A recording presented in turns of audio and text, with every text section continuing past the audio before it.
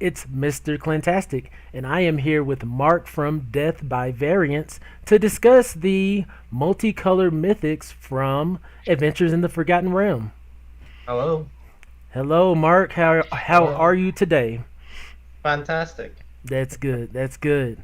So we got a few cards to tackle. We may even try to tackle some of the monocolored rares, but we're gonna start with these multicolored mythics. And hmm first on the plate is Timiot. It is a 7 mana. Let's click it. Pull it up. 7 mana legendary creature dragon god with flying. When Tiamat enters the battlefield, if you cast it, search your library for up to 5 dragon cards not named Tiamat that each have different names. Reveal them, put them into your hand, then shuffle. What do you think, Mark? That's a lot, right? Well, I actually, uh, it's a pretty. I mean, on its own, casting it is probably not an option. So that's not. Cards like this are supposed to be cheated into play, but in this particular case, that doesn't even work because you only get the benefit if you cast it. Mm-hmm. So if you don't cast it, if you just get it from your graveyard or somehow play it from your library, you won't get the benefit. So I don't think this is going to uh, really be a player in any format. Okay. Yeah. When I first saw it, when I see something that has all 5 colors on it, I instantly get kind of excited. I'm like, okay, cool. They're about to do something Mhm. big, something grand, for this mana cost, But this just doesn't do it for me. A 7 mana, effectively a 7 mana 7/7. Granted, you can go get all those dragons, but what did you have to do to actually get to that position where this is a Mhm. benefit? Yeah. One thing though is that we do have Niv Mizzet, right? So this is a multicolored card. So if you have this in your Niv Miz 5 color Niv deck, then when you cast Niv Mizzet, I there are so many Niv Mizzets. I forgot the actual one where you look at the top seven cards. Is it the top Is it seven cards of your Perun? library? No, no, it's the 5 color one. It's the Niv Mizzet that's a 5 color one. Okay. I forgot the name.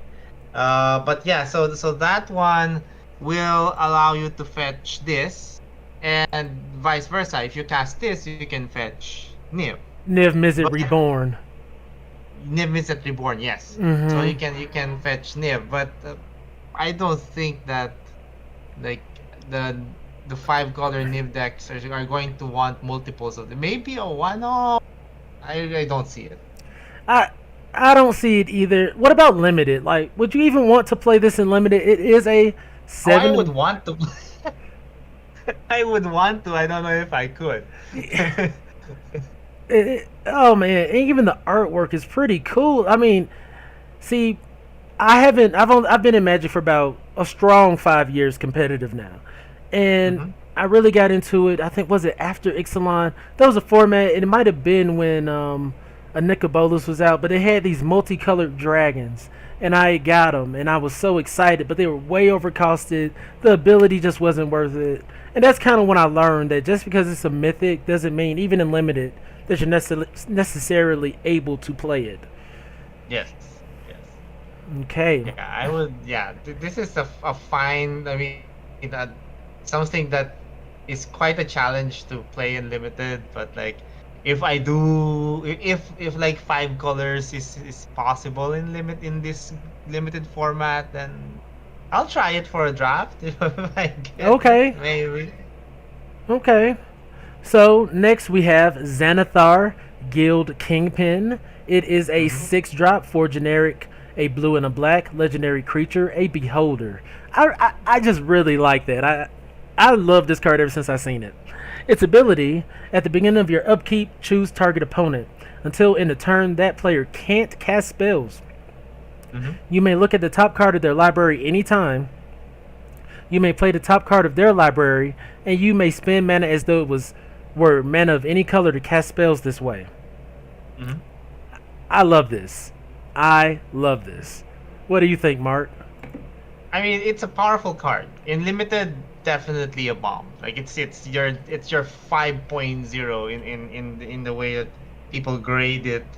It's the highest possible bomb that you could get. One of the highest possible bomb, if not the best bomb that you could get in this format. In constructed, I just don't know where to place it. Like in standard, it would have to be in a mid-range deck or actually the first ability until end of turn that player can't cast uh, spells. That's actually very good for combo decks because Yeah, that means that you're free to do whatever you want uh, on your turn. But so this card is like it's among those cards where it has to survive. It doesn't do anything when it comes to play, right? It doesn't do anything when it comes to play, and it has to survive until the next turn, and then you get a lot of value. So things that are like that, cards that are like that are playable, at least in standard, are uh, what's that? Elder Gargaroth. Elder Gargaroth yeah, is a yeah. card there. Yeah, so I'm not sure that if this is going to have a home in standard. Hmm. Like, I don't know where to place it right now. I don't know which standard deck is going to want this. But certainly it is the card that if you cast it and then you get back your turn, it's going to wreak havoc. Yeah, Because essentially you get to look at the top card of your opponent's deck, right? And you get to cast it and then do it again. Because that doesn't say you can only do it once. So you can do it multiple times. yeah, exactly, exactly. That's kind of what I was looking at. And you're right. In standard, there's so many things going on. Like, clearly, you can't even play this against mono red. They're gonna wreck you. Um, Mm-hmm. but I think it's a really interesting ability. And if you can somehow create some like a control deck, Yes, I yes. A think true control deck would be, I guess, or even a mid-range, a true mid-range deck would love this. But currently, our true mid-range, is it even a true mid-range deck? Is Naya Adventure probably, and yeah. then the blue red dragons. Is that Prismarine dragons rather? But Is now I another feel blue black resource. has a lot of potential. Like, granted, it's not necessarily the meta, but there are some great blue black cards like Ashiok, the 5-color Ashiok. I love that card. It doesn't get any play, honestly, but I think it's a great walker. So, if you're able to like just keep your opponent in check, maybe like disrupt their hand, maybe blow up the board, you curve Ashiok into this and move forward. Not saying you're breaking the meta, but I think it could be a fun card. It'll be Yeah. aggravating. It'll be aggravating for the opponents, and I'll definitely play it in limited if I get it. Oh yeah. Like this is you drop this and they have to answer it. They're not able to answer it. You just win. It's like you'll Yeah, probably essentially get to cast a couple of spells off the top of there, and you may play the card. So if it's a land and you haven't played your land yet, you can play the land and that's off the always top really of their powerful. library. When you can ramp off of them, that's ridiculous. Let's see. All right. Next, we have a weird name, Minsk Beloved Ranger. It is a red, green, white legendary creature, human ranger. When Minsk Beloved Ranger ETBs create Boom, a legendary 1/1 red hamster Mm. creature token with trample and haste. X Mm-hmm. until in the next turn, target creature you control has base power and toughness and becomes a giant in addition to its other types. Activate only as a sorcery. Mm-hmm. Yeah. So you can't use it to kind of save your creature versus say a removal like frostbite. Why are they? Why do you? They're adding a lot of, in my opinion, unnecessary stipulations. The card was like a banger, just a hot track until you get to activate only as a sorcery. Do you think it would just be OP for that to be an instant speed ability? I'm not sure, but it certainly is considerably better if it's just an activated ability and you can activate it at any time, then it's certainly considerably better. Uh, Note that you can do this on multiple creatures too, right? So although of course that's probably not what you want to do since you have limited mana and you probably don't want to split that between two creatures that are yeah, but if you have two one ones, then you can make them into two twos if you have four mana. Yeah. All right, so I don't know. I think that it being a sorcery, maybe they wanted to play safe with it, or maybe they tested it and it's just too powerful. If it wasn't a sorcery, most likely they're just playing safe with it. I feel like they're playing safe with it as well. Even in even in limited, like that forces you into specific three colors. How often are you gonna get your red, green, and white land on curve in limited? You On know. turn three, it's not. It's difficult. On turn three, getting three colors in limited is typically difficult. But in limited, this doesn't need to drop on turn three. You're It's still right. powerful, even like especially late game is very powerful because then you at least have a creature that is as large as the number of lands that you have in play. Okay. Okay. Now, what about historic? Do you think this will have any kind of place? Historic, Like, it's Naya. I don't know that there are any Naya decks that would want this in historic. In standard, we do have Naya Adventures. okay. That has a lot of three drops. Would it want this? It's pretty good because it's three power. It's three mana for four power essentially, right? At least four power because And you the get one three and one, then a 1/1. the one can help with your love struck beast. Help it attack. Yes, that is true. That is true. So Hmm. yeah, maybe they want one of these or a couple of these in the deck.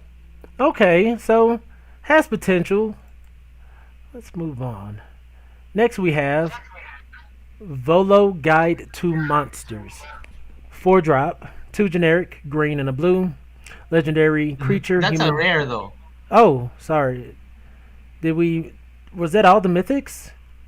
Yes, I mean all the multicolored ones. I think that the last mythic we haven't done yet is the deck of many things, which is an artifact.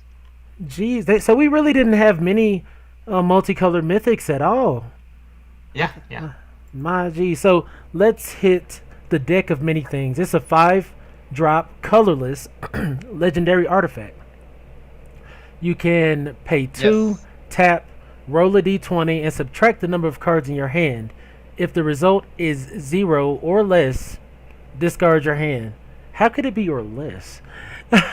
1 through 9. Because you're going to subtract. Do it now?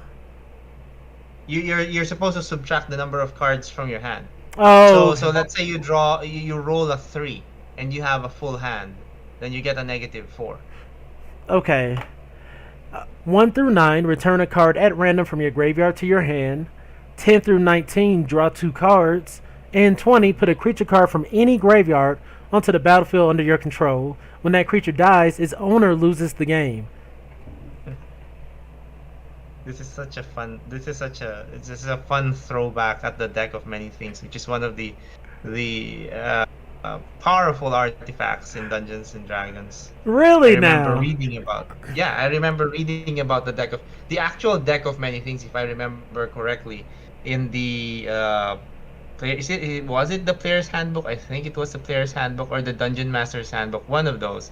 So it details the different cards. There are more than just three effects in the actual deck of many things because it is the deck of many things. So you have a variety of cards in the deck. And yeah, if you draw one of those cards, then that effect happens. And the effects range from very beneficial to very devastating. Ooh, wee. So when I see this, I think back to, I think it was, it was yesterday when we were talking about cards that say you can't lose the game. Because that Mm, 20 is a big setback. Granted, you can get, that's a powerful ability. Any creature from any mhm. graveyard. So I instantly thought of Commander. You know, I have been playing with my play group, and I could just Hmm. see this being just so fun to pull off a creature from any of their graveyards. Yes, but then I can see them just be like, boom, it's dead. I lose. No, no, they lose. When that creature The died. owner loses the game. Oh! Right, the owner loses the game. So now I'm all in on this. This is Yes, ridiculous. yes. The Like, commander, right? If you oh my god. and I can see, like, and the fact that it's colorless, it can easily slide into any commander deck. Yes. So I think this is really powerful, and I'm definitely gonna be picking it up to have to play against my buddies. Hmm. Now in standard, I'm trying to put I don't together think so. I'm trying to put together an artifact build. There's nothing, we don't have a strong artifact build right now, but Hmm. they're giving us some decent artifacts. They're just not giving us like cheap casting or anything to really pay off. So that's what I'm gonna be keeping an eye out for, especially with a card like this existing. I just think it's fun. Hmm. Yeah, I mean, I think that in standard or historic, it's not really going to see play. In historic, we do have an artifact deck which is not tier 1, so sometimes it shows up, sometimes it doesn't. Most times it doesn't. But I don't think that it wants something like this because it's basically a ramp deck that goes for bigger and bigger things until maybe it casts an Ulamog, or maybe it uh, loops the artifacts until it can fire off a combo like a uh, the if I either Flux Reservoir. Okay. Yeah, to fire off 50 damage from an Oh Aether Flux yeah. Reservoir. Oh yeah. Oh, Aetherflux Reservoir. Yeah. All right. So But yeah, I don't think this one will see any play. But it's a very cool, a it is very cool. Like, cool card. would you play it in limited? We forgot about that. I would. I would. I definitely would because 1 to 9. So it is actually in limited. I think it could be very powerful because the 1 to 9 is not really very relevant. But if like it's the weaker effect, right? The one to Yeah, nine it's is the the weaker weakest of effect. the three. Yeah, Yeah. yeah. But it's still card advantage. You still get something from your graveyard.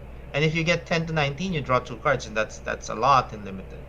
And the problem of subtracting the number of cards in your hand is not really much of an issue in limited because you drop this late game, you probably don't have a lot of cards in hand. See, the only concern I have with it is that you drop this. Like, say you do drop it on curve, you can't do anything with it. You have to wait till the next turn. Yeah, yeah, yeah. It's not a 5 drop in limited unless you have nothing to do on turn 5 and you just want to drop this because you don't have anything else to do. Otherwise, you're supposed to hold on to this until later. Uh, Ideally, when you have 7 lands in play and you have no cards in hand. Right, Okay. so you drop this, you activate it, so you get something immediately. And if you if you get a 20, then that places your opponent in a very bad position because Right. you pick his weakest creature, and now he can't attack you because you can block with that creature, And they lose the game. I and they lose completely the game. misread that. That's awesome. All right. So that is all of the mythics for Forgotten Realms. We covered pretty much multiple formats: standard, historic, um, limited, and commander.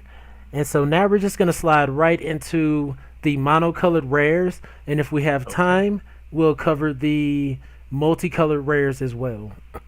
Hmm. All right.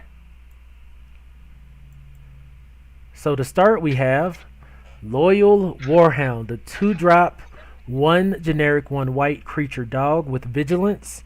When Loyal Warhound enters the battlefield, if an opponent controls more lands than you, search your library for a basic plains card, put it onto the battlefield tapped, then shuffle. It's a 3-1. Yes, Your thoughts? I think it's very good. I think it can push Winota decks in standard. It can push Winota decks to tier 1 status. No, don't tell Uh, me that. hmm. Don't tell me that. That's the Nemesis deck right there. Yeah, like I don't think I have four Winotas. I think I only have. I should have crafted. That's one of the. I should have crafted Winotas before it got banned in historic. I wasn't able to. Mmm. So now if this blows up, I will need to craft a couple of Winotas because like the more two drops, non-human good two drops the deck has, the better it gets. And this fixes your problems. Like you get your planes if your opponent has more lands than you are assured to get your planes, which will help make sure that you can cast Winota on time. Mm-hmm. And it triggers Winota, right? It triggers Winota. So It those has two things. vigilance. Yeah, yeah. The vigilance is just a bonus. It's just a non-creature, I mean a non-human creature that gets you a land and then triggers Renota. Those three things are already pretty good. Whew. And I I've been trying to use a card that probably is just terrible, but I've been trying to use Ren and Siri. So this might this might find a spot in my Ren and Siri build. It is a dog that will trigger my Ren and Siri. Ah, okay, yes. And it finds a land and whatnot. So it's still in the baby steps, but any kind of creature that is a dog or a cat, I always consider like, okay, maybe I can slide that in Ren and Siri and let that get some play before it rotates. Mm, And in limited, I think this is great too. Just a vigilant 3/1 that yeah, potentially finds you a land. It's not bad. yeah, yeah. Let's see. Are we gonna go straight down or are we gonna go across? Up to you. Let's see here. Let's just cover all the monocolor since this is monocolor. Okay, okay. So we All go right. straight down. Yeah. Next we have teleportation circle, a Mhm. 4 drop, 3 generic, and a white enchantment. At the beginning of your end step, exile up to one target artifact or creature you control, then return that card to the battlefield under its owner's control. So it's like a white enchantment Thassa Yes, for yes. for 4. Same casting cost, Yeah. right? Or same mana value. Not exactly the same since that one's blue and this one is white, but it's in the same colors as well as that deck. Like a blink deck is usually Azorius, so this is fine as an add-on to that deck. There was a And time where that deck was good, right? There was a time when that deck was good. the blink deck, yes. Yes, But yes. I haven't honestly I haven't made one recently. I was running Thassa in like my Genesis Ultimatum deck is a good way to bounce some of my things because I like to use like Terror of the Peaks to trigger Mm-hmm. with like a Beanstalk Giant, deal a lot of damage. And I was like, oh, if I have Thassa, I can recur it. But it was a little too slow for what I was needing. But I haven't had a dedicated like white blue blink deck in quite a while, and never on arena, I do believe. Mm. So, Yeah, this could be good. This could push that archetype back because it has a number of advantages over Thassa. First, it's not legendary, so you mm-hmm. can have multiples of it in play, and each of them will trigger separately. So you can have you can blink more than one thing Yeah, at your end step. So you can have four of these and maybe two Thassas in the deck for redundancy. yeah, It all depends on what the rest of the creatures are going to be. And we do have a lot of like PVDDR's card. A human 3/1 when it comes to play, you exile one card from your opponent's hand. yeah. Uh, what was the name of that card? Anyway, so The that three one drop you can white, blink the over. elite spellbinder or something. Yes, Elite Spellbinder. Right. Yeah, so you can blink that over and over again. So if you have this and you have Thassa, you can blink that over and over again. Uh, And so you can, the spirit yes, apparition, yes, that one Skyclave as well. apparition. Yes. Okay, so there's some potential there. Hmm. In limited, I don't. I'm gonna be real. I probably wouldn't run this. It depends. Like if I get a lot of cards with ETB effects, this is worth it, in my opinion. See, I'm always nervous about that touchdown and don't immediately do anything, but I guess it. I mean, if you make it to your end step, it's not like the upkeep. That's a big difference, I suppose. Yes, like if you already have a creature that has an ETB ability, and then you Mm-hmm. drop this, then on the end step you get to profit already. I Yeah. think that's good. Yeah, I like that. Next we have Dancing Sword. It is a 2 drop, 1 generic, 1 white artifact equipment. Equipped creature gets +2/+1. When equipped creature dies, you may have Dancing Sword become a 2/1 construct artifact creature with flying and ward 1. If you do, it isn't an equipment and it has equip 1. I think it's okay. Like, that's all I can just shrug my shoulders. It's not really exciting. The mono white deck and limited might want to play it. It's an extra copy of Mole of the Skyclaves. Yeah, yeah. Because it's the same, right? You cast it for 2, but you equip it for 1. Mm-hmm. And Mall of the Skyclaves is you cast it for 3, but it gets equipped automatically. Yep. So in terms of the initial equipping, they're very similar to each other. The difference is that for Mall of the Skyclaves, if the creature dies, your Mall of the Skyclaves becomes really very unwieldy because the equip cost is quite high Yeah. for the Mall of the Skyclaves. But here the equip cost is always 1. Plus you have the option to turn it into a 2/1 flyer, I think which that's a is great benefit. yeah. Anything in your mono white build that, like, when your creatures die or it can give indestructible, like, they kind of just give you that recursiveness with creatures, or that Mhm. invulnerability really helps. Yeah. Oh, Espe- but one thing is that this doesn't give flying, right? it Or, doesn't.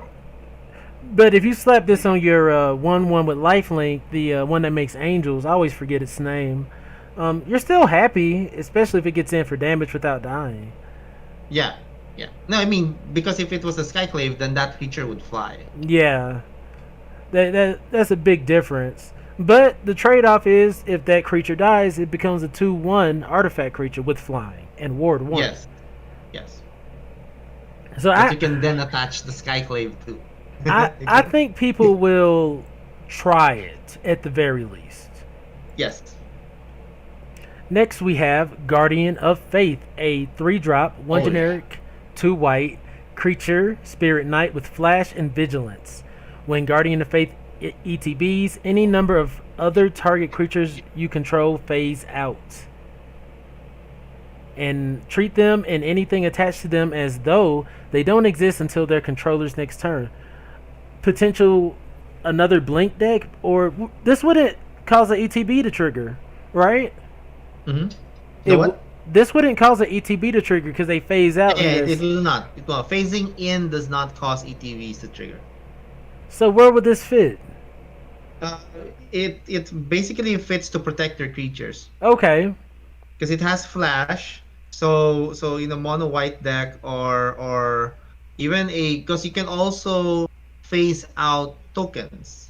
So even in a Naya Adventures deck, you can play this, phase everything out, and then on your turn they go back in, and they're unaffected by summoning sickness, so they can attack. Okay. And see, my buddy today, he was drafting Strixhaven, and he was wondering if it was possible for a spirit deck to be made, and maybe blue white spirits might be there a little bit, especially if this coming in as well to protect your board. Um, Yeah, I, I I'm mean that's yeah, spirits does exist in historic. Again, it's not a deck that does see a lot of play or does have a lot of results, but it's there. So if you have more cards that can make it stronger, it might push it up. right. So even in limited, I would play this all day, no Oh questions. yeah, yeah. 3/2 flash vigilance that can protect your other creature. This is a great way to fizzle removal, Mm-hmm. add to the board unexpectedly. So all around, I really like this. Even in commander, somebody might slide this into their build. So it's like, oh, you're gonna exile the board or blow up the board. I'm protecting all of my things. So Yes. yeah, I think that this is a really nice card. Let's see. Oh, I'm all the way. It keeps reorienting me. Here we I go. think that happens when you click the card, and so when you go back, it reorients back Okay. Next we to the have main screen. Nadar, Selfless Paladin, a 3 drop, 2 generic, and a white legendary creature. Dragon Knight. That's very unique. I don't even know if I've seen that yet. It has Vigilance, and whenever Nadar, Selfless Paladin, ETBs or attacks, venture into the dungeon, into the first room, or advance to the next room. Other creatures you control gets 1/1 as long as you've completed a dungeon. It's a 3/3. Mhm. It's like it's like reading books on Magic cards nowadays. What happened to the good old days of just a 3/3 for 3? Vanilla, right? With a bit of Yes, flavor text. but now it's like three different levels. It's like, okay, you got your keyword, then you got your first ability, then you got your passive ability. It's crazy nowadays. But I mean, I like it. I like the card just at a glance. Yes, yes, I like it too. These are the cards where the venture ability is almost free Mm-hmm. because or actually free. I would say it's free in this card because three to cast 3/3 is already you're getting your mana's worth, Yep. right? And then you tack on vigilance, and that's already solid. Maybe not solid not solid enough for constructed as a 3 drop because you do want more from we want more from a creature than being good in combat. But I Yeah. guess that's where the other stuff come in. I mean, that venture there just pushes it to something that I think is going to be playable and will make venture at least appear in constructed matches. And then also it has a relevant creature type. Dragon Yes. Knight. Knights, they haven't really been seeing a lot of play. They haven't been dominant at all. But anything Yeah. that is a knight that is serviceable, like you said, it's a 3/3 for 3. It has vigilance. It ventures when it Yes. ETBs and when it attacks. So maybe there's a little bit of something there for an aggressive knight build. Who knows? That's a very good idea because knights have been like they were tier 1 at the beginning, right? There Okay. was a time when knights, particularly Mardu or Rakdos knights, Yeah. either of those were tier 1. So I remember playing that a lot during one of the first metagame challenges. Okay. See, I don't quite remember. I don't think I played Knight, so I'm not as familiar. But I do kind of remember it being meta for a moment, and then they kind of Yes. just faded out. So Yeah. I think anybody that has those Knight builds still in their collection are gonna look at this and be like, all right, let's see how it works. Yeah, it was outshined by because it was the first deck that was able to use Embercleave very well. It was the Ooh. first deck. It was the Dino Cleave deck, right? Okay. It's feature the uh Rotting Reggie, Rotting Regisaur, Oh uh yeah. basically won you the game. I miss riding Regisaur. My goodness, it was great for multiple decks. It could go with the Embercleave deck, and it could go with the Great Henge deck because it could just you drop that and you could drop Great Henge, no questions asked next turn. Yes. So I really like that card. Next is Oswald Fiddlebender. This is a translation. It is a 2 drop, 1 generic, 1 white legendary creature, gnome artificer. White, tap, sacrifice an artifact. Search your library for an artifact whose mana value is equal to the mana value of the sacrifice artifact plus 1. Then put it onto the battlefield. Shuffle your library. Activate only as a sorcery. I don't know what to say about this. It for me it's requesting too much. In standard, it probably doesn't have much of an application. In historic, you do have not the Emery deck. The Emery the it used to be a good deck. The but when Uro was still legal. Uh, the Kinan Emery deck, the mana deck Is it Emery in Lurker of the historic. Lock? Yeah, yeah. Plus Kinan, right? The one that makes uh mana doors produce, was it produce more mana? Yeah, produce more mana. Okay. See, I wasn't too familiar. Oh, okay. I think I see. Kennen Bonder Prodigy. Yeah. So this might be an addition to that deck. That deck has again also faded away from historic. But this deck might give it new life. I think other formats might like this though. Uh, essentially, like it's essentially uh birthing pod for artifacts. Okay. So you sacrifice an artifact, you get an artifact that's bigger than the previous artifact, and it goes into play. So, but it is a creature, so it can die easily. So there are uh that's a big con I think for this one, but Like, I the just. the effect is certainly something that people like in older formats. And I mean, maybe Artificer is a relevant creature type, but I don't even know if Gnome has ever been relevant. I don't think so. There was never a gnome tribal. I don't think there's ever been a gnome Like, that. tribal.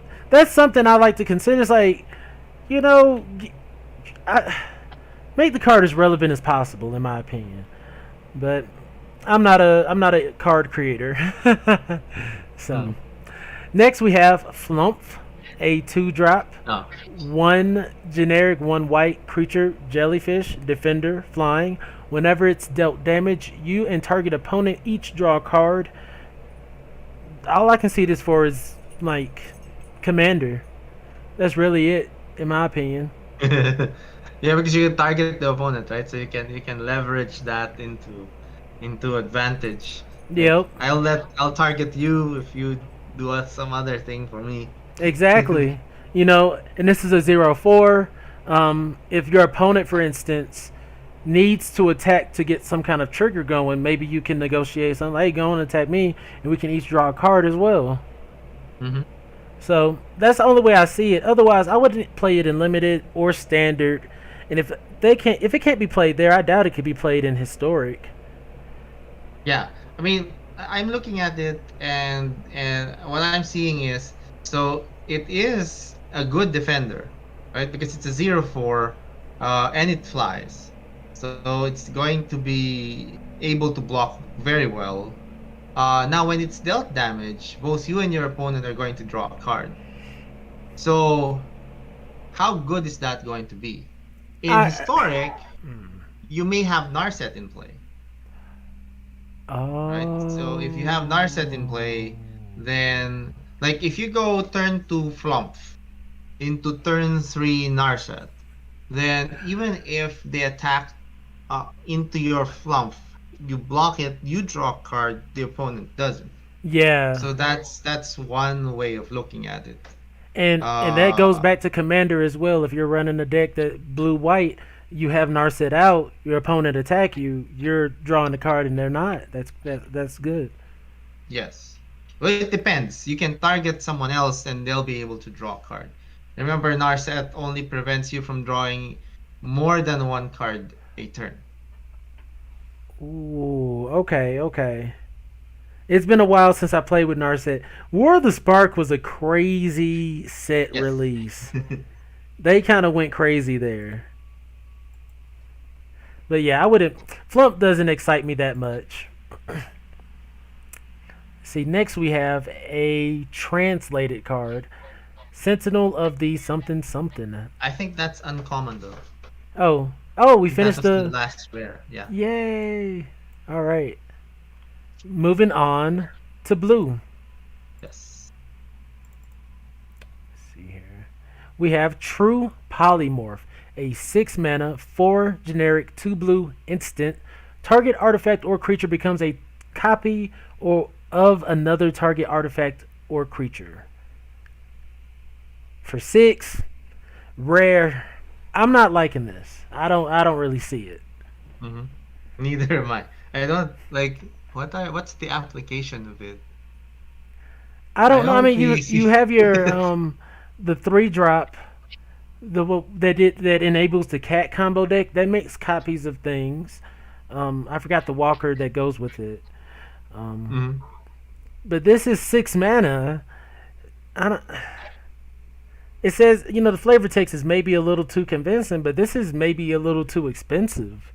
Yes, I would think so as well. I think if they made it less expensive, though, that there comes a point where it does become powerful. Because if you copy a 6 drop with 3 mana, for example, then that's a bit unfair.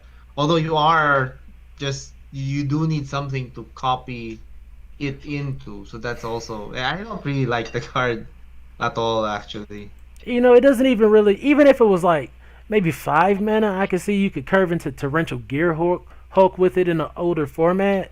But with it being the 6 mana, it's like that competes with the torrential gear Hulk, which is one of my favorite blue cards. Mm. And you don't get the ETB effect. It, okay. Next is Mind Flayer, a 5 drop, 3 generic, 2 blue creature horror. It has the flavor. Is that flavor The keyword? flavor word. Flavor Flavor word. word. Dominate monster. When Mind Flayer ETBs, gain control of target creature for as long as you control Mind Flayer. Which Okay. probably won't be very long. No. It's a 5 mana 3/3, which doesn't really shine well. And the fact that you only gain it to until it leaves the battlefield isn't that good. Hmm. It has some application, I think. I mean, where in historic where true control decks do exist, uh, your opponent is usually going to side out their removal if they're facing a control deck. So if they have a lot of creatures, this is pretty good because you can cast this. They don't have removal anymore because they sided it out, and then you steal their best creature, and then you make sure to have that creature die through blocks or to be very aggressive using that creature so that it dies before Mind Flayer dies. So Okay. that could be good. I guess Although I it's still 5 to cast, so that still seems expensive. I think to other cards, granted it's multicolored, like Hostage Taker, 4 mana, Mm, take your creature or artifact, and granted if it dies they get it back, but you have the potential to play that creature or artifact before they do. This you got to really protect, and I don't know. I granted it comes directly to the board for you, so yes, to your that's a big side, thing though. that is Yeah, a that's a big big thing. thing. Mm, what about limited? Like me personally, I probably wouldn't play this in limited. It's just something that I know personally. I was stressed all game trying to get to the 5 mana to do this, and then get there, and then they instantly, boom, obliterate my stuff. No, I think this is pretty good in limited. Really? Yeah, because even if they destroy it, you're still 1 for 1ing them. It's still 1 card for 1 card, Okay. right? And if they don't have anything, then you just 2 for 1 them. You got their card and became your card. So Okay. so this is a very good value play for limited, and I would always play this. I think in a blue deck. I may give it a try off of your recommendation, but off rip, I would probably look at it and I would be a little iffy on it. People will probably question me. Next, we have Wizard Spellbook, a 7 drop, 5 generic, 2 blue artifact. Tap, exile target instant or sorcery card from a graveyard. Roll a d20, activate only as a sorcery. 1 through 9, copy that card. You may cast the copy. 10 through 19, copy that card. You may cast the copy by playing 1 rather than paying its mana cost. And then 20, copy each card exiled with Wizard Spellbook. You may cast any number of the copies without paying their mana cost. Mhm. This is a full chapter here. My goodness. Yeah, they just fit all that in that block of yeah. See, this is probably why I needed glasses. I've probably been playing MTG Arena too long, and they're just adding so much extra text on them. Oh my gosh. So, what are your thoughts on Wizard Spellbook? I mean, I like everything about it except the casting cost. Like, I think every set we have what we call the token, like for red, we have what we call the token mythic for red, which really does nothing. It's a horrible card, but it does something weird, like a weird effect, and but the casting cost is too prohibitive for it to actually be playable in any sort of way. And I think it's the same is true for Wizard's Spellbook. Unless you can cheat this into play easily, I don't think it's going to be very useful. I Now, don't. can you cheat it into play easily is the question. You can actually. You can in Vintage. In Easy. vintage. Yeah, yeah. In Vintage, there's a very common power play where you tinker. So you think what tinker does is you sacrifice, I think, sacrifice an artifact that you have in play, and then you get an artifact from your library and put it into play. So right now, I mean, right now, what the play is to sacrifice some artifact like a Mox or whatever, and then get Bola's Citadel. Okay. That's so Bola Citadel, that was in standard, right? So Bola Citadel, what it does is it lets you pay life to cast the top card of your library, Mm-hmm. right? But in Vintage, a lot of the cards cost like zero or one mana, so you can essentially Bola Citadel for so much. If you get this, it doesn't really do anything. Like if you get this, then it comes into play. You can only use it once a turn. No, it doesn't replace Bola Citadel in that slot, I think. I don't think you tinker for this instead of Bola Citadel. Like this is, in my opinion, it's almost a wasted blue rare slot for the set. Like I Yeah, can't, yeah. The I can't even play this in limited. Like it would be so difficult. I mean, and granted, maybe there's a big brain player that's like, oh, well, I'll do it easily. But this is asking for too much to really pull off a little bit too little because there's variance to what you get anyways. yeah. In limited, if it costs six, then I think it's fine. I think it's actually powerful if it costs six. At seven, I mean, I would still try it, They're asking but for so much from us. We're only human. and take note that you still have to pay the cost of the card. If you roll 1 to 9, you can copy the card, but you still have to pay the cost for it. So when you drop this on turn 7 and you target a spell in your graveyard, it doesn't do anything. The only way it can do something is if you roll a 20. That's yeah. That's not really that hype for any format, in my opinion. Yeah. Next, we have Yuan T. Malison. 2 mana, 1 generic and a blue. Creature, snake, rogue, relevant creature type. Yuan T. Malison can't be blocked as long as it's attacking alone. Relevant. And whenever Yuan T. Malison deals combat damage to a player, venture into the dungeon. I didn't see that it was a rogue. Wow. I like this. I like this a lot.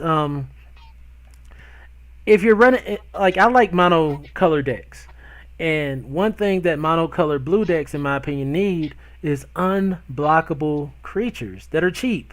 They'll usually give us Mhm. like a 1 drop blue that can't be. It's just a 1 drop 1/1 that can't be blocked, but you get that, and then you slap a enchantment on it that can draw you cards. Now you're in business as a mono blue player. This isn't necessarily a 1 mana card, but it's still pretty powerful if you're able to do your venture abilities with it. Yes. Yes. I think like you can compare this to the white card that we had earlier, the uh, uh Nadar. legendary Nadar, Mm-hmm. Nadar Selfless Paladin, because both of them venture, and for both of them the venture is kind of free, right? But this one costs 1 mana less, and it can do it reliably every turn as long as it's the only thing attacking. So granted, that is an issue, because then you want a deck where there's only one creature attacking. So that can be that's not really any aggro deck, right? You don't want uh, to only be attacking with one creature. I mean, But the you drop this, and then you drop your sparring regimen, perhaps. I mhm. mean, Well, yeah, that's possible. It's not the best line of plays, but it's a potential line if you do want to do that kind of heroic type strategy. Yeah, I was thinking it was a rogue, so I was like, oh, it's a rogue. I don't How think this would much be does? good for the rogues deck. It doesn't have Yeah, flash. It doesn't really do anything with the mill or anything, so I don't think this is something they'd want to play. yeah. No, Although I was just thinking, but then we do have 2 mana rogue, non-flash rogue spells, which are not really seeing a lot of play. exactly. Rogues really likes to take benefit of that instant play ability that they have. That's what I think makes them great. Hmm. But this, I feel like if you are trying to compose a venture deck, this is a automatically include if you're in blue. Yes, if a venture deck does exist, so this is a repeatable venture. Mm-hmm. Next, we have Dragon Turtle, a 3 drop, 1 generic 2 blue creature Dragon Turtle with flash, with the key text drag below. When Drag Turtle ETBs tap it, and up to 1 target creature an opponent controls, they don't untap during their controller's next untap step. And that's a freaking 3/5. Yeah. Now this is a magic card for me. I'll play this in limited all day. Yes. It's 3/5, 3 mana, flash. I mean, limited. It doesn't have really a relevant creature type. It's a cool creature type, dragon turtle. But for limited, this is first pickable. Yes, I agree. This is a very good limited card. Standard, yeah. I mean, it's not a rogue, so If it was a but dragon rogue, it'd be a whole different story to be able to tap something. dragon turtle rogue, right? Dragon turtle rogue. I think they would be willing to at least try it, but otherwise, this doesn't really. This is not a like a flash deck that wants to be tapping down things like that in standard. And if in my opinion, I'm not really big in historic unless there's some kind of niche thing. I don't feel like historic would really want this either. Yeah, I don't think there's a deck in the historic that would want this. But it's cool, and it's definitely gonna be seeing play in sealed and draft. Next, we have the Black Staff of Waterdeep. It is a blue mana legendary artifact. You may choose not to untap the Black Staff of Waterdeep during your untap step. Animate Walking Statue. Pay 2, a generic and a blue. Tap. Another target non-token artifact you control becomes a 4/4 artifact creature as long as the Black Staff of Waterdeep remains tapped. Activate only as a sorcery. So they named a blue mana artifact the Black Staff of Waterdeep. Come on now, that was the perfect opportunity to name it the Blue Staff of Waterdeep. They was like, no, we're gonna name it the Black Staff. I don't I really think it's have. probably named the Black Staff Waterdeep from lore, like from Okay, D&D lore. But then they could have made it black. But then there's Waterdeep. yeah, there is So Waterdeep. yeah, so it's fine. Waterdeep, hence blue. So what do you think? Like I look at this and it's not exciting. It's not exciting for standard or historic, but it's pretty exciting for other formats. I think modern, uh, with the introduction of the new artifact lands, may want this, may have a lot of applications for it actually. Okay. Yeah, I wouldn't know what to do with it initially. Like even in limited, I would see it and be like, oh, do I really want to try to put an artifact deck together in limited? Maybe not. Yeah, I mean it's not an artifact set, so I don't think you pick this in limited. I think this is a Mm-mm. pretty low pick in limited. Next we have Grazalax, Illithid Scholar. They're really testing my reading ability here. Like I'm not liking that. 3 mana, 1 generic, 2 blue legendary creature horror. Whenever a creature you control becomes blocked, you may return it to its owner's hand. Whenever one or more creatures you control deal combat damage to a player, draw a card. It's a 3/2. They could have easily made that say venture. Like venture instead of drawing a card? Yeah, True, you can have multiple ventures. Yeah, yeah. I thought that would have been fire. I think that's something they really would have made Venture stand out. The draw card, of course, isn't bad. In limited, this is something you want to have, um, Yes. and you can even use the return to owner's hand ability to your advantage for ETB creatures in limited.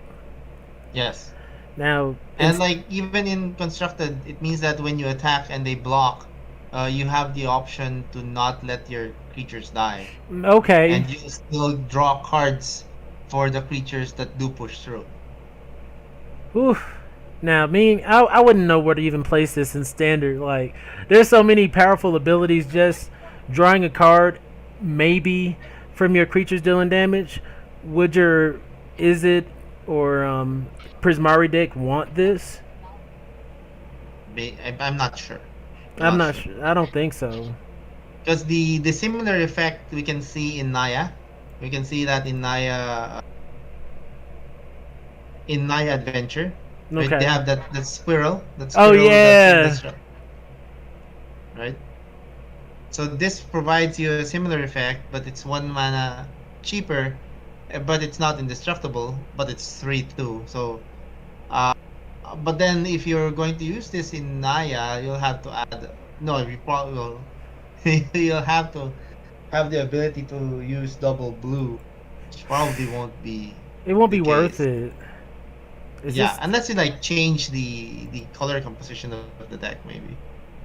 all Yeah, right. So that wraps up the blue monocolored rares. you have Tasha's hideous laughter. I think the last one. Really? Let's see. Oh, okay. I've been horrible with this. Thassa's Hideous Laughter. 3 mana, 1 generic, 2 blue sorcery. Each opponent exile cards from the top of their library until that player has exiled cards with total mana value 20 or more. So, anytime I see that each opponent type deal, my mind instantly goes to Commander. This is a Mhm. 3 mana, really just irritate all of your opponent type spell. Like that's what I think about. You got four guys playing at the table. It's turn three. You drop this, and their spells just start exiling. And say you can recur this for any reason. Like I like it for that purpose only. Yeah, I mean, it still I mean, Commander in particular, the cards do cost a lot. Like they do have a lot of high to cast spells, and since it's Commander, you do have 100 cards in the deck, so unlikely that you're going to kill people by milling them out, right? But yeah, this is fun because it does target each of them. So it's It's fun from a global. social perspective of Commander. And then if you're It's able to going to copy it, like I believe the Strixhaven Commander deck with Zavai Thunder Conductor, I think that deck is all about like copying spells and whatnot. So you trigger this twice, they're exiling mana cost up to 40. So I don't know. I think it has some applications. mm, I wouldn't play it in limited. I don't know if it would do enough for me. If it was a creature, I would probably play it. But just being a sorcery, that doesn't immediately deal with anything on the board or give me any kind of value, I don't know if I'm really a fan of that. I think I will reserve that until someone does the math because so the thing is in limited mill is a legitimate way to win. Mm-hmm. Sometimes yeah, right. We've seen that in past in past formats of limited where mill has actually become it was a good way to win during Eldraine. It was again a good way to win during Zendikar Rising. Uh, but this core set doesn't really have a mill component, right? But at the same time, this card does exile a lot of cards. But I don't think it probably doesn't exile enough. I'm not sure We'll have because to see on that. yeah, because it exiles all the lands it will get until you get to 20. That's one thing, right? So Oh. because Yeah, so Mm. it exiles each land, and in limited you have 70, almost half of your deck are lands. 17 cards out of 40 are lands. So you will get to exile a lot of lands, but I don't know how many spells you'll get to exile with this. And I don't know if that's going to be big enough to yeah, probably not, It's actually. definitely exciting though. It's something to Yeah, consider. And then once again, if you can recur this in a limited format, you're golden because that's gonna really like cripple your opponent in anything they're trying that's to true. do. Yeah, I think two of these, like if you have this and then you recur it, yeah. All right, moving on to black, we have Westgate Regent. 5 mana, 3 generic, 2 black, creature vampire with flying. Ward. The cost of the ward is to discard a card. Whenever Westgate Regent deals combat damage to a player, put that number of 1/1 counters on it.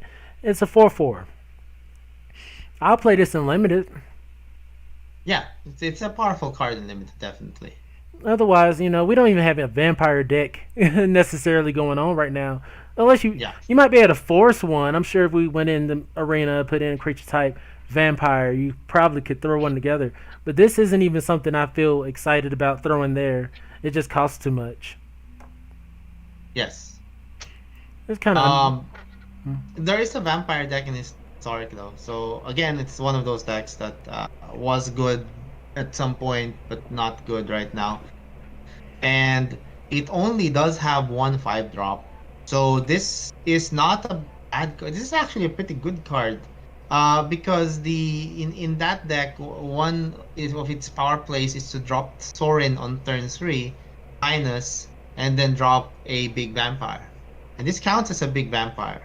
okay. So Yeah, this, yeah, that might be a good.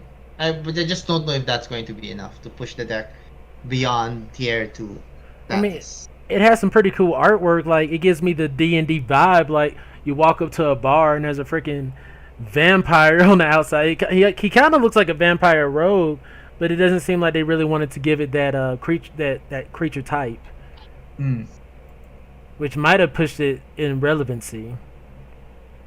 yes. Let's see, did I I skipped? think you missed a couple, yeah. Yeah, Osmodeus the Archfiend. It's a 6 mana, Oh, 4 generic, 2 black, legendary creature, Devil God, with Binding Contract. If you would draw a card, exile the top card of your library face down instead. Pay 3 black, draw 7 cards. Yikes. Black will pay a black. Return all cards exiled with Osmodeus the Archfiend to their owner's hand, and you lose that much life. It's a 6/6. hmm. This this seems cool. I don't. What do you think? I mean, it's a poor man's Gristle brand. The Do you poor know the man's card Gristle Gristlebrand. brand? Let's see. I'm gonna look it up because I've heard Yeah. the name so much. So some person in one of the MTG Facebook groups tagged it as Gristle brand generic. Oh wow. So Gristlebrand is a 8 drop, 4 generic, 4 black legendary creature demon with flying and lifelink. Pay 7 life, draw 7 cards. Is this the right card? Yes, it's essentially so it's pay 7 life, draw 7 cards, right? Mm-hmm. And here, what's going to happen is you play this for 6, right? And then you pay 3 black, so that's already 9. It already exceeds Gristle brand's cost, Yeah. right? Gristle brand only costs 8, right? So that will already be 9 mana, and that will draw you 7 cards. But the cards are exiled face down, so you have to pay that final black mana. So the total cost is 10 to put all of those cards into your hand, and then you lose 7 life. So it's essentially the same thing as Griselbrand, but you pay 10 mana instead of 8. And you and you don't get and you don't get a 7/7 life linker. Instead you Yeah. get a 7/7. Right. I mean a 6/6. No, it's a So 7/7 flying lifelinker here, and Yeah, you're right. A 6/6 Yeah. with no life link, no flying. Um, The yeah, poor man's whistle brand. even in limited, like it's a 6 mana 6/6, which has been played in green oftentimes. Like, but it doesn't have trample or anything. You get Mm. this out on turn 6 in limited. Then, you, like you said, you got to pay the 3 mana. Then you got to pay the additional mana to do it. That's a lot. While your opponent's still gonna either be drawing into additional plays or just wrecking your face or dealing with this threat here. So, I mean, Yeah, I if mean, in limited, I think it's good. In limited, I think it's good because, like you said, in limited we do have six to cast 6/6, and those are good, right? They have the green one has trample, yep, so six to cast 6/6. It's if it was a vanilla six to cast 6/6, it's going to see some play as just a finisher, yeah, a bad finisher, but if you don't have anything else, then it's passable. it's something to Now, do. yeah, but the additional abilities here are actually an I win ability in limited. Like imagine if you top deck this and then you drop this on turn like 10 or something, right? Or maybe just turn 6. You don't have enough mana to activate it, right? But you drop this on turn 6 or turn 10, like I said. So it doesn't do anything. It's just a 6/6 that's there. Your opponent, if he doesn't draw removal, what card will he draw that's going to be better than this? True.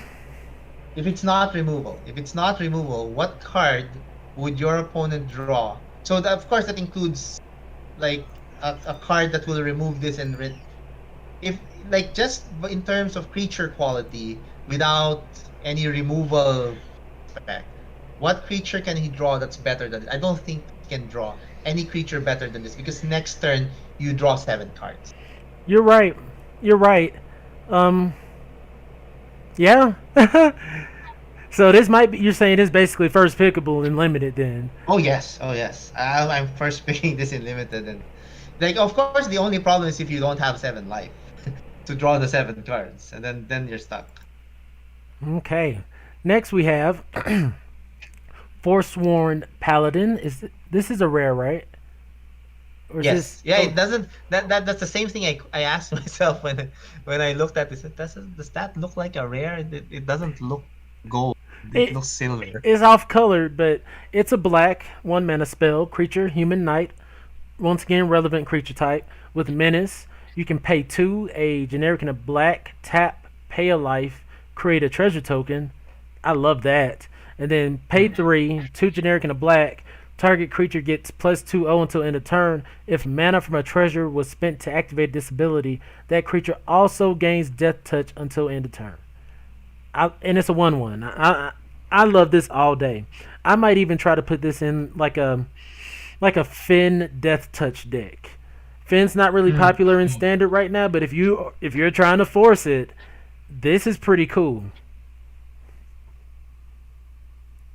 Yeah, I mean, it could it could slot into a fin deck. It doesn't have Death Touch itself, right? So and you need to use the treasure that you generate from it, or to generate. You'll need to find a way to generate treasures.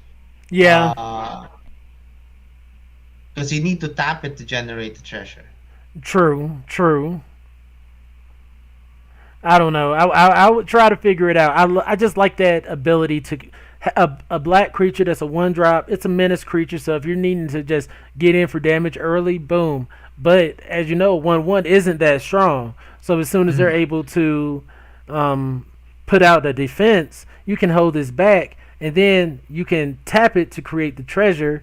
And then if you do happen to use that treasure to block or whatever, the creature has death touch. Not the most efficient creature in the world, but it's still something I'd be willing to try. Mhm. I would even play it in limited. I mean, one Yeah, in one. limited, it's fine. It's Yeah, a fine card in limited. It's actually a pretty good card in limited. Like imagine dropping this turn 1.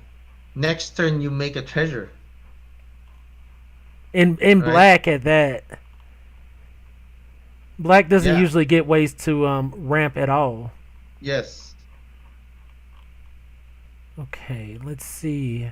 Next we have white, a 2 mana, 1 generic, and a black zombie soldier. White ETB's tapped. It has life drain. Whenever a creature dealt damage by white dies, this turn dies, create a tapped 2/2 black zombie creature token and exile that card. Hmm. It's a team player. I mean, in a deck that needs a 2 drop, this is a good 2 drop. It I'm replaces itself. I'm never a fan of the ETB tapped in limited, personally. Um, they always just kind of that like the one that was big in this last format, Strixhaven, the 4/2 that comes in tapped, but it comes back to your hand. I think when you gain life. Yeah, yeah, yeah. Yes. Now my Yes. opponents all day, they could do something. It was great. For me, it just didn't do right. As soon as I needed a blocker, as soon as I needed a blocker, and it's an efficient blocker at a 4/2, comes in tapped. Frustrating. And this is what I feel with this one as well. It's a 2 drop 3/2, which is serviceable, and it does replace itself, but it doesn't excite me for limited. What about you? You see a place for white? I mean, limited, it's fine. In constructed, where to place it? Because it needs to actually do damage to a creature and trade with that creature for you to get the zombie. And it doesn't So have I don't flash or think, anything. yeah, I don't think there's a place for this. I won't. I'd be surprised if this sees any constructed play. Okay. And maybe if you have a zombie deck, maybe. It, But it I would have don't been think you better have if a it was a zombie deck. knight. I think if it was a knight, it'd be way more exciting for right now. Yes, yes. Next, we have Gelatinous Cube. Didn't click it. 4 mana, 2 generic, 2 black, creature ooze with engulf. When Gelatinous Cube enters the battlefield, exile target non ooze creature and opponent controls until Gelatinous Ooze leaves the battlefield. It also has dissolve, pay X in a black, put target creature card with mana value X exile with Gelatinous Cube into its owner's graveyard. Mm. Okay, so in limited, I guess this is fine. It comes in, eats one of their creatures, and then you're able to actually get rid of that creature forever Yeah, later on. yeah. It can spit it out or dissolve it actually. Yeah, that's pretty cool. And we've seen some blink abilities as well. So, if you happen to recur this in limited, that's pretty powerful.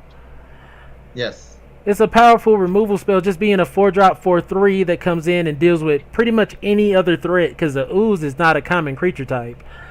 And then, the next turn, dissolve. But that's where I see it Yes. being limited. I don't really see it anywhere else. In constructed, it does like seem like the card that you mentioned a while ago, the pirate, Yeah, the hostage taker. hostage taker, right? This is easier. Well, not easier to cast, but this is you can cast. You don't need to be in blue to play this. Uh, but you don't get to cast the card. You just get rid of it. So it's a much weaker effect, I believe, and probably won't really be. Yeah, it probably won't really be so relevant. Okay. Yeah, not every rare gets to shine, and it's just one of those that I think limited. I'll pick it first all day. Just a creature unlimited that Yes. deals with other creatures when it ETBs is powerful. So I guess I didn't give enough credit to the card earlier. That just takes the creature. We mentioned the Mind Flayer. That is a powerful Yeah. ability, but I always have the issue where I take something and they destroy my thing. So I often like just absolute destruction or exile. Next, we have Sphere of Annihilation. It is a X black artifact spell. Sphere of Annihilation enters the battlefield with X void counters on it. At the beginning of your upkeep, exile Sphere of Annihilation. All creatures and Planeswalker with X mana less than or equal to the number of void counters on it, and all creatures and Planeswalker cards in graveyards with mana value less than or equal to the number of void counters on it. Oh, jeez. So this just deals with everything everywhere. Yes, but it's delayed. It's one turn delayed. It depends on the amount of mana you spend. Yeah. So in Commander, this is something kind of cool, you know. But otherwise, I don't know. I would be nervous to even play this in Limited. Because it's all creatures. Do I want to exile my things? Yeah, I mean there are times when that's a valid strategy. Like if your opponent overextended and you're still not like you're far away from lethal, then it might be worth it to cast this, wait a turn, and then board wipe the next turn. But that's the In scary construct, part. That's the scary part. You still have to wait that whole turn. yeah, that certainly is a drawback. That's why this only is serviceable if you are not going to die yet. And what you were saying about Standard? In standard, like the competition that this has, for example, in ultimatum decks, would be extinction event, right? So But this extinction wouldn't be event, able to play it, would it? Because it's an X mana spell. yeah, no, but I mean like extinction event is played in Sultai Ultimatum. If you play this instead, then that means that you want to play this on your third turn instead of your fourth turn. Because you can play this earlier, right? You can play this on your third turn, which means that on their turn, they won't want to cast any more two drops or less than two drops because the next turn all of those are going to go away. I don't know how good that is. I don't. Yeah. It's once again, I see cards like that, and I know there's people that definitely want to play that card. But me, even in limited, it's a little scary because it's not even an immediate board wipe, and I oftentimes don't like blowing up my board in limited. Yeah, I'd be the overextender. Ah. I am the overextender, so we'll see. Next, we have Vorpal Sword, a black artifact equipment. Equipped creature gets 2/0 and has Death Touch. Something else that might go in the Finn build because it's only one mana. And it has an ability 5 generic 3 black. Until end of turn, Vorpal Sword gains whenever equipped creature deals combat damage to a player. That player loses the game. Oh my goodness. Equipped for 2 black. I like this. Yes. Like I I think will. it's I'll try it. yeah, I think in limited this is first pick. Yo, You see definitely. this in the, yeah. It's a win con in itself because I mean, yeah, 8 mana is a lot. But if it's the 8 mana that it's gonna either basically take out their best creature because it has Death Touch, or win you the Mm. game, that's ridiculous. Yeah, because Death Touch allows you to, as long as they're not taking the fight to the air, it allows you to trade your smallest creature for their biggest creature. Mm-hmm. So that's good. Yeah. The Vorpalness. So the reason why it has that ability is because that's not really the ability of a Vorpal sword, but basically the Vorpal sword, if I remember correctly, if you roll high enough, like if you make a critical hit with a Vorpal sword, you take off the opponent's or you take off the monster's head. That's the Oh, ability of the Vorpal sword in D&D lore. and look I at the may get artwork. I'm not sure if I have that 100% accurate, but that's how I remember it. It looked like you rolled a natural 20 on that assumption because look at the artwork.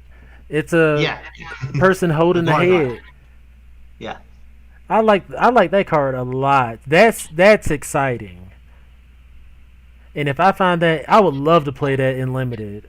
I might change colors for that because it's so easy to play. Mm.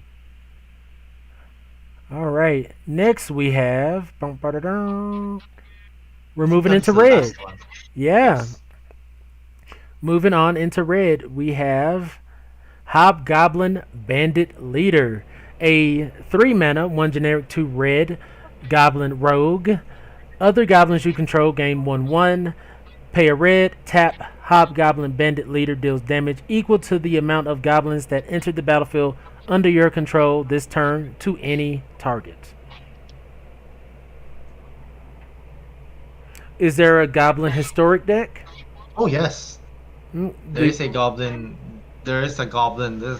Like that's a permanent fixture in historic goblins. Whether it's like how good it is depends.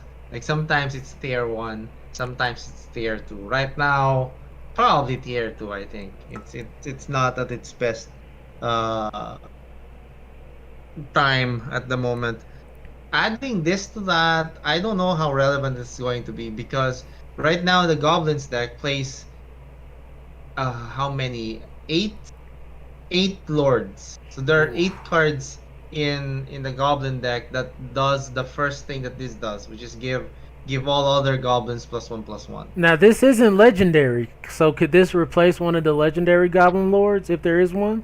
Oh no, those aren't legendary. Oh, okay, okay. Yeah, so those eight are not legendary. So this can add just another goblin that gives them +1/+1. But I think, yeah, I think maybe this. No, because one of them doesn't give +1/+1. One of them just gives. Yeah, I'm wrong. Only one set of uh lords gives +1/+1. The other gives a discount. Okay. So, so yeah, maybe, but the discount is also relevant. So I don't know how many of these a goblin deck may want. The second ability is also quite relevant because both of those goblins give haste, and that's what this doesn't do. So both of those goblins, both of the goblin lords give haste. Okay. This one does not give haste, but it will benefit from someone giving it haste. True. Because you could, I mean, do you think that last ability is relevant? Would you have the Yeah, time to tap that? yeah, that's precisely why I said other goblins can give it haste, and then that will allow it to immediately use its ability, which is pretty good because goblins can really generate a lot of well goblins. So that's a lot of damage, and it can target anything. Even the opponent. Yeah, yeah. All right. Next we have Zorn, a 3-drop, 2 generic and a red creature elemental. If you would create one or more treasure tokens, create those tokens plus an additional treasure token. 3/2. I wish it made its own treasure token at least. Or I wish it was 3/3. Yeah, that. Oh man, I'm not a fan of this. I mean, I'm sure there's decks maybe in older formats that might like it, but currently there's not like a dedicated treasure deck. And even in limited, I mean, it's serviceable. A 3-drop 3/2. But other than that, I don't know how often you're gonna get the benefit of multiplying your, not even multiplying your treasures, getting one extra. Hmm. Yeah. I And mean, the two toughness really turns me off of this card. Like at first, I was thinking, wow, well maybe I can, because if I play this turn 3 in Prismari mid range, and turn 4 I play a dragon that creates a token, I mean a treasure, then I create two treasures. But then it's stompable. I mean, you could. What does that dwarf? I forget the dwarf's name, but when Yes. Magda. yeah, Magda, that's a 2-drop, and then the next turn you swing with it and you have this out, you get an additional treasure. Then you curve into your Prismari Dragon, you get an additional treasure. So maybe somebody would be willing to try it. I mean, I guess I might be willing to try it.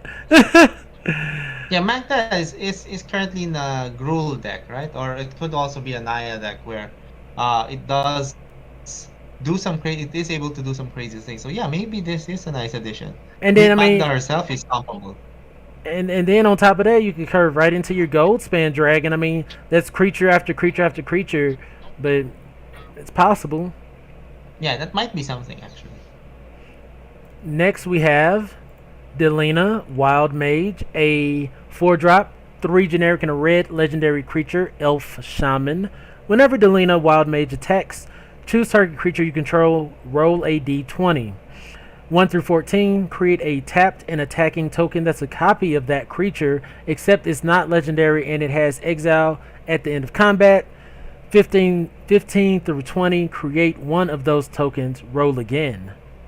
Hmm. Ooh. Okay. 3 2. That's not bad. Yeah. It's interesting. The copying creatures is always pretty potent in my ability, especially the cheaper it is. And the fact that this can do it once you start attacking each turn, unless they stop it, you're doing it for free, essentially. And if you hit that Yes. 15 through 20, you could potentially make multiple creatures and maybe take out your opponent completely. This is a I bomb, in look my opinion. forward to yeah, I look forward to trying that. When I do draft this in limited, and eventually Yeah, I'll probably be able to draft one of it, and it's highly splashable. So I wonder how many tokens I'll be able to make when I finally do attack with it. And the right, I feel that Arena has allowed the Wizards of the Coast to really consider more things. Where imagine if we only had to play this in paper, we'd have to keep up with every little thing with our dice, which is fine. But to get to experience it with the system just keeping up with everything, I like that, and I'm not going to walk away from it. yes, yes, that's true. I agree that having Arena exist pushed Wizards to create mechanics that it would not have otherwise created because it's a bit too cumbersome on paper.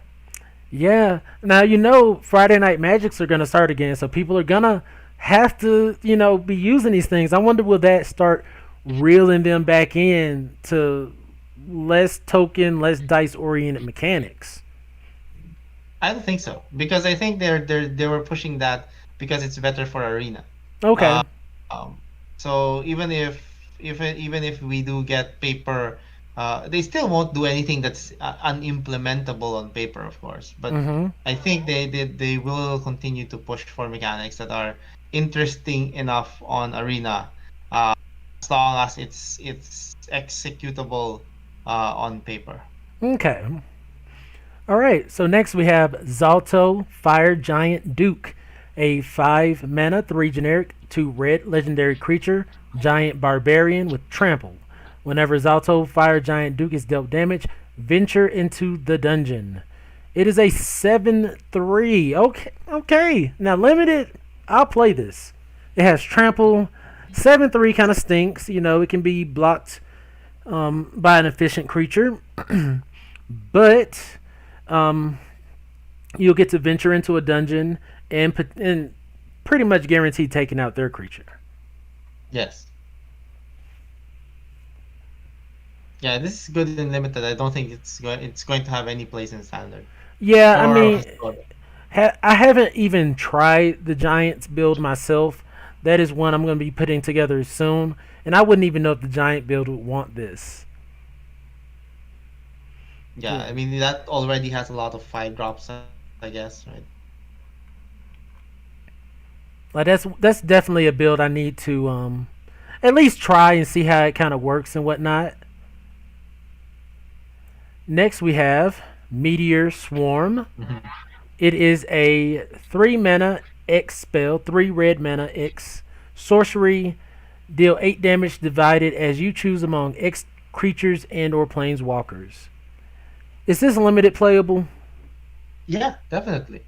Okay. It's like if you play it for one, you at least it's a 5 to cast destroy one creature. Like if you cast it for one, then it destroys one creature. So isn't it a Does 4 to cast?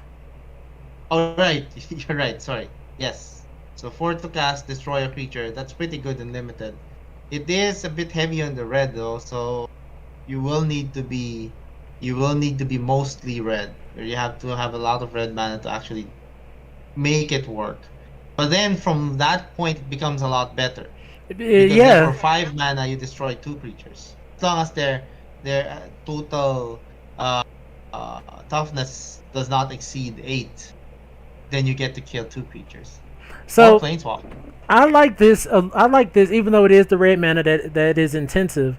I like this kind of better than the black artifact we were talking about, the X artifact that we had Ah, to wait a yes. turn. I feel like this is much better, where you get to deal with the threats immediately, and you're not potentially wiping your own board. Because like once you get to 6 mana, for instance, this is dealing with 3 threats, and it just goes up from there. Yes. Now that I think that has some power behind it. Next we have Wish, a 3 mana, 2 generic, and a red sorcery. You may play a card you own from outside the game this turn. What do you think? That's interesting. It I mean, is. when I saw this, it has interesting applications. Okay. Of course, you want to compare it to Granted, which is the adventure card. I mean, the yeah, adventure card Oh way yeah. back. So the difference is that here you have to play the card in the same turn, right? For Granted, you can put it in your hand and you can play it later. Here you have to play it immediately. But this one costs 1 less. So that's the trade-off. It costs 1 less, but you have to play it immediately. Mm. See, I really don't. I mean, I wouldn't even play it in limited. It's just like a wasted turn to me. Um, I wouldn't play it in standard either. It just kind of, it just for me, it just does nothing too fast. Yeah, I mean in constructed it's interesting because these cards allow you to find your silver bullets. Okay. Like it's like so versus certain decks, if there are decks that are like for example rogues, right? So maybe you cast this, you get Tormod script, and Okay. then you exile your own graveyard, and that you're able to do that for just 3 mana. So I mean, but what deck in standard would fit that? Because the only decks that are prominent right now are really like Prismari Dragons type deal. Yeah, if that can play this, right? So that can play this. Uh, uh, Naya can play this as well because those would be the decks that may have cards in their sideboard that are able to deal with certain matchups. I just don't know like how relevant the silver bullets are. Like Mm. for example, if a Rakdos deck becomes relevant, then this goes up in value because it's those are the decks like a Rakdos sacrifice graveyard deck or a rogues deck are the ones that are susceptible to hate, susceptible to graveyard hate, for example. And you don't really want to put your graveyard hate in the main board, right? So something like this will be able to fetch it from the sideboard. Okay, just to keep your sideboard is kind of like a toolbox in red Yes. instead of blue, where Fey of Wishes is, or Granted. Okay. Next we have Orb of Dragonkind, a 2 mana, 1 generic, 1 red artifact.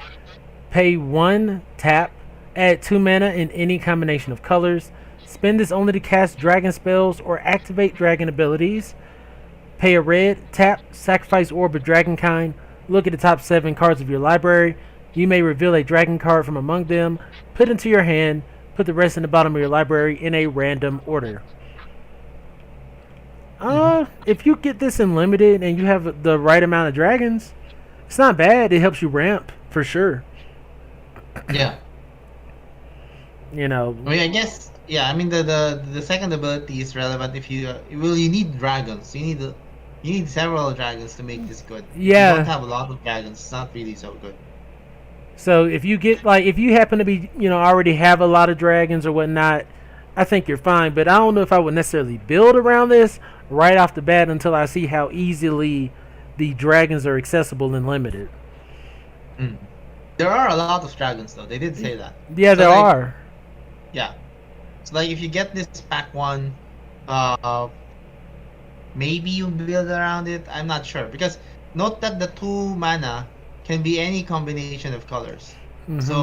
So you can have a 4 color or maybe even a 5 color red green base dragons deck that uses this and a lot of other mana fixing to allow you to cast really powerful dragons. So that might be possible, but I'm not sure. And then it does have the additional ability to just search up a dragon when you need it. So I definitely find this is limited playable. Um, could be proven wrong. It might, not do anything, but I think it at least somebody at least try it. If it's not Mm. us. You need a density, a high density of dragons, I think, to make this good in limited. Yeah, for sure. Next we have Minion of the Mighty, a red 1 mana creature, a kobold menace with pack tactics. Whenever Minion of the Mighty attacks, if you attacked with creatures with total power 6 or greater this combat, you may put a dragon creature from your hand on the battlefield tapped and attacking. It's a 0/1. Yeah, there's a combo deck for this, right? Yeah, There's a yes, there's a standard combo deck for this, but I think you need 4 cards to make it work. But it's a turn 1 kill. Is it a turn? Was it a turn 1 or a turn 2 kill? Because you drop this turn 1, then turn 2 you kill your opponent. because you pump with the three, Yeah, the two pump spells that can give you like 3/1 or something like that, and then that's gonna allow you to bring a dragon out that can double the power or give double strike or something like that. yeah, yeah. Do you think? I mean, it almost it's a gimmick like Tybalt's trickery. Yes. You know, people are gonna try to do it. I saw Tybalt's trickery deck today, and I'm gonna be honest, they're evolving. At first, they just relied on the gimmick to get stuff out. Now they're figuring out, okay, if we have the right mana in our deck, we ramp appropriately or whatever, we can still have a successful game without the Tybalt's trickery. So Yes. I Yeah. think that's what this will need. Even it'll need a deck where even if it's not able to pop off on turn 2, it's still playable. Yeah. Are you going to be trying this combo? Probably not. What I about mean, limited? in limited, nah. I don't think it's good in limited. I mean, actually, it's bad. Yeah, it's a 0 in limited, A zero and I one with menace. Come on now. yeah. No, it doesn't have any power. So even if it has menace, you're not really hitting your opponent with anything. So it requires you to pump. Yeah, I mean, it requires you to have other creatures, and then it requires you to have high cost dragons for there to be an actual payoff. So it's really not a good limited card. It's unplayable in limited. Mm. All right. Now we're moving into green, I believe. We Mm-hmm. have long rest, 3 green, X sorcery. Return X target cards with different mana values from your graveyard to your hand. If 8 or more cards were returned to your hand this way, your life total becomes equal to your starting life total. Exile long rest. I'm not a fan of this. I think of Aghanime's Awakening, Mm. modal double face card, and it's automatically better than this. Granted, Yeah, it's a I different mean, color. it's super regrowth essentially. It's regrowth. It's regrowth for X, but you can't choose the same mana value. It has to be different Exactly. mana values. If I'm running Yeah. my green black deck, I would definitely run Aghanime's Awakening over this all day. Hmm. And even in Yeah, I limited, don't it's too expensive. Like not only Is with the it? three green, but the X as well. No, I mean limited. I think it's fine. I Okay. mean, if you can get 3 cards with this, that's already a lot. That's already exceptionally a lot. And in limited, you typically do have cards with different mana values. But now we haven't looked at the uncommons and commons yet. But in a lot of formats, they'll give us a 2 mana uh, black spell to get creatures back. It could be 1 or 2 cards. Yes. So I still kind of feel this is a little overcosted, but we'll have to see with the rest of the set. Yeah, yeah. This takes any card though, not just Hmm. creatures. Oh, really? So okay, okay, I overlooked that. That is relevant. All right, long wrist. Instrument Instrument. of the Bards. It's a green legendary artifact. At the beginning of your upkeep, you may put a harmony counter on Instrument of the Bards. Pay 4, 3 generic and a green, tap, search your library for a creature card with mana value equal to the number of harmony counters on Instrument of the Bards, reveal it, and put it into your hand. If that card is legendary, create a treasure token, then shuffle. Okay. I like treasure tokens, so if you tell me there's a way to generate some treasure tokens, Mm. I'll see how I can do it. And I think green decks might actually like this. It's easy to I play on see turn this. one. Yeah, yes. I see this and see an additional combo enabler for something like Neoform in historic. Okay, and then Because it allows you to get a creature, any and creature with particular mana value, right? and then if it's legendary, create the treasure token, and shuffle could even be relevant too. Yeah. I'm excited to see how this works, and the artwork is pretty cool. I don't know if I would play it in limited or not. It's actually pretty good in limited, I think. I mean, it is a card that you do want to play early, and it Mm-hmm. is kind of useless when you draw it late. But then a lot of cards are like that. Uh, Cause if you're able, oh, okay. So no, no. Another issue is that uh, you can only get a creature with mana value exactly equal to the number of harmony counters.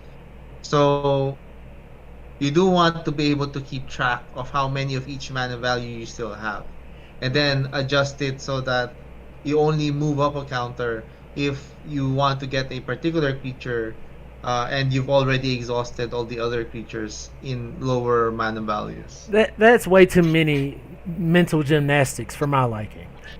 Yeah, you'll essentially need to have a snapshot of your deck in another screen. Okay. That works for me in those cases. I take a snapshot of the deck and I have it on another screen. Like I have it on my phone so that I know exactly what are the cards in the deck that I can get. What deck was that? That was one, maybe the last year or 2 years. That was a 4 drop creature that you can sack other things and get bigger creatures. I can't remember, but And maybe that was that Neoform. it. But this was a 4 drop legendary creature though in green blue. Uh, Ah yes, yeah, yeah, yes. That's I forgot the name, but I get, yeah.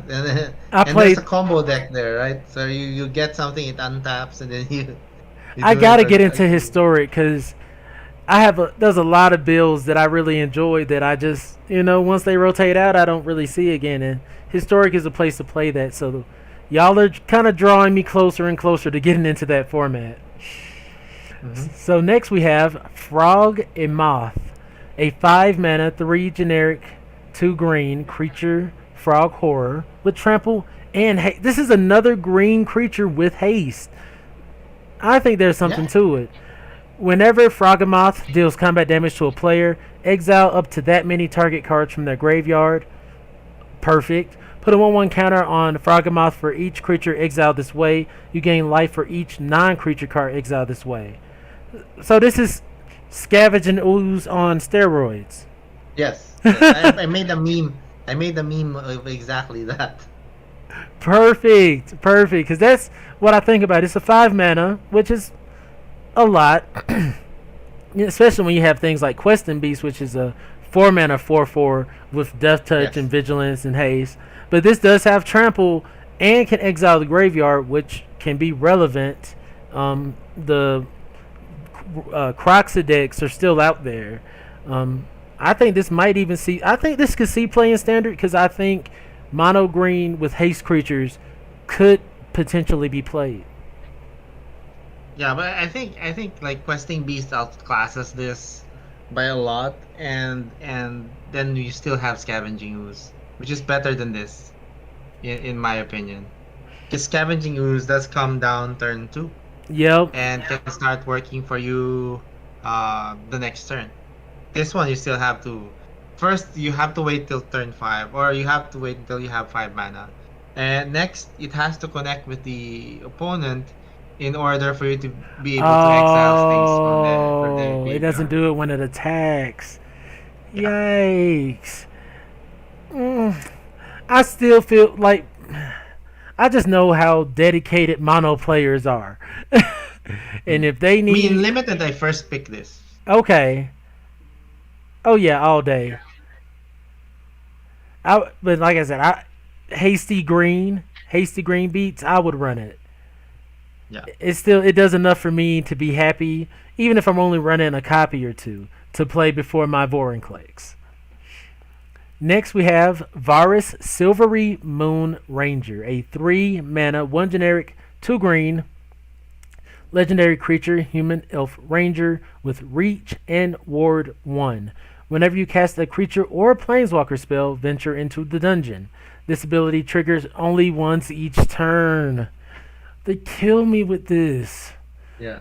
That What? Whenever you complete a dungeon, create a 2/2 green wolf creature token. Yeah, that made me chuckle. That last part. This ability triggers only once each turn.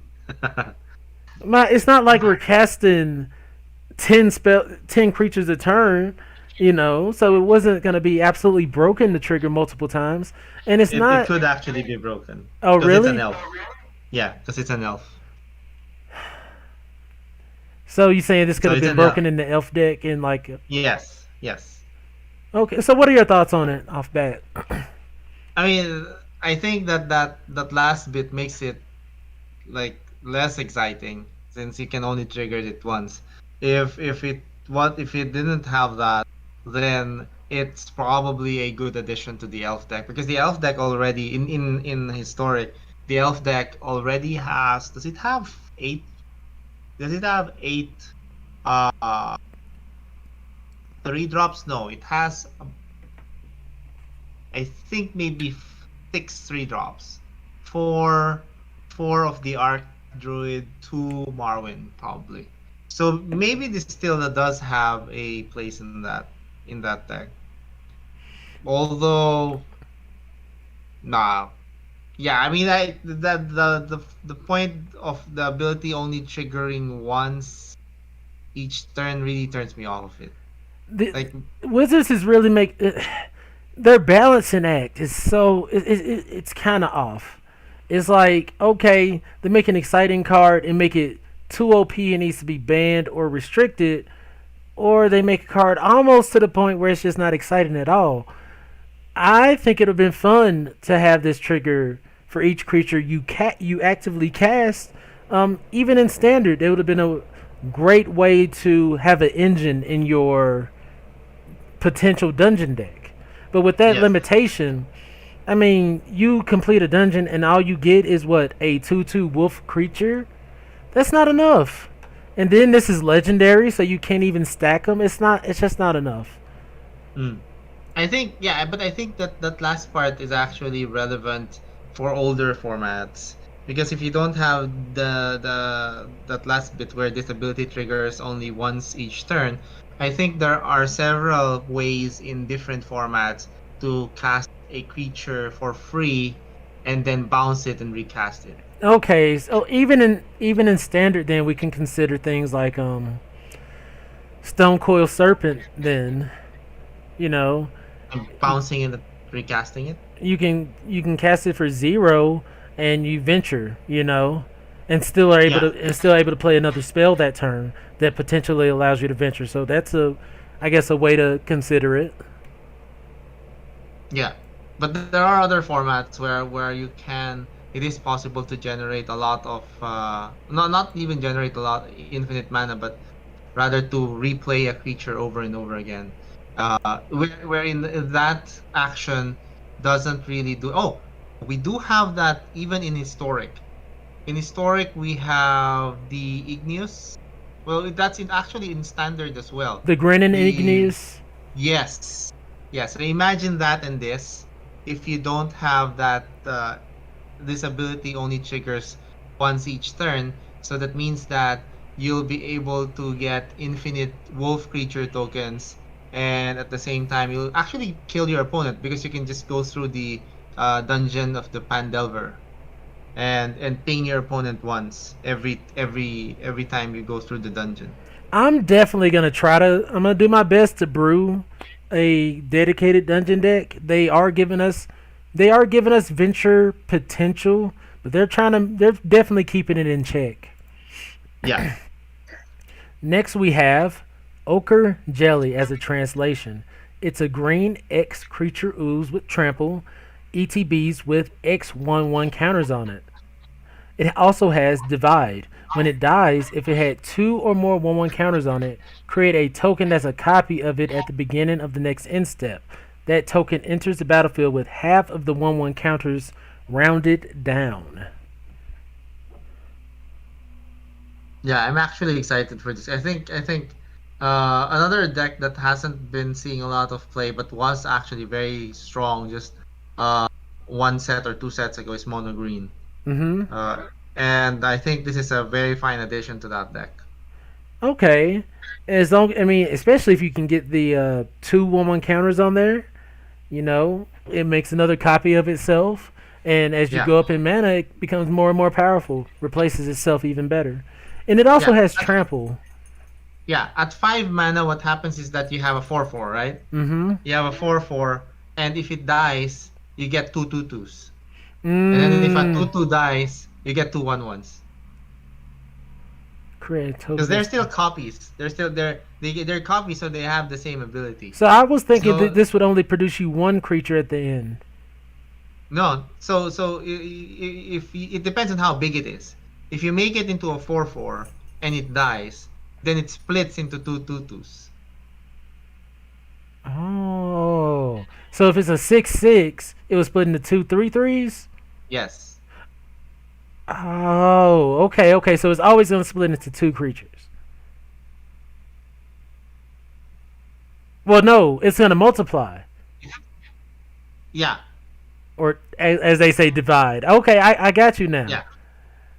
So if those 3/3s divide, they would become 1/1s. But if they were 4/4s, they would both become two 2/2s. Yes. Ooh, okay. I like Create that. right. Let me read it again. Create a token that's a copy of it.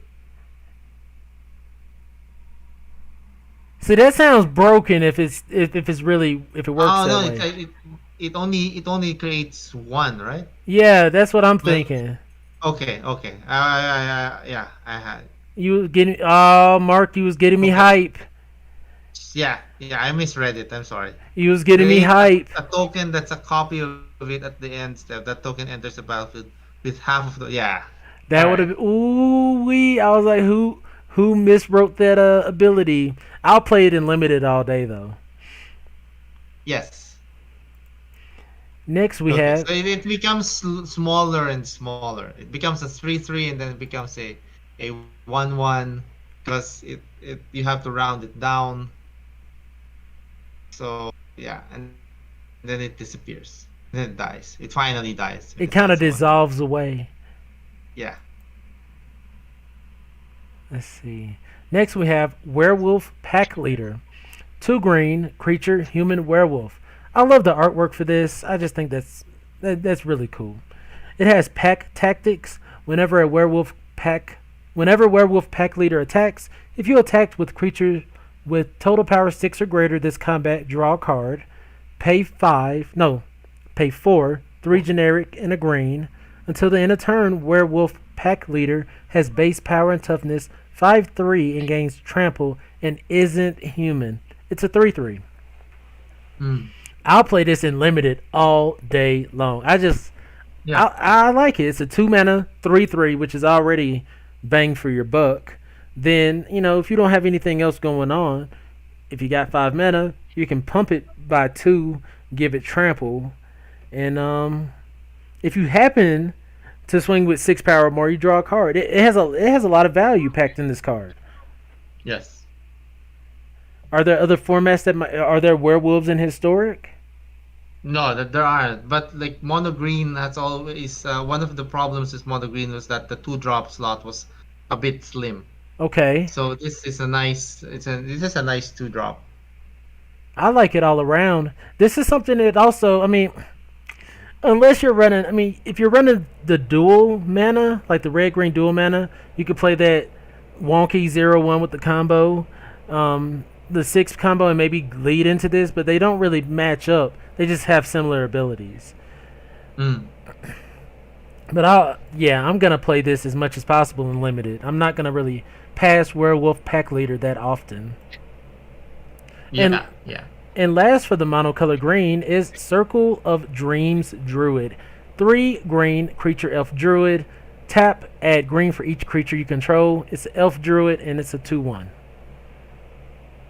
Now, standard, I don't think standard wants this 3 mana elf that ramps you like this. That's a 2/1. But maybe elves in historic or modern, maybe? Yeah. I mean in historic this is your fifth copy of the Arc Droid.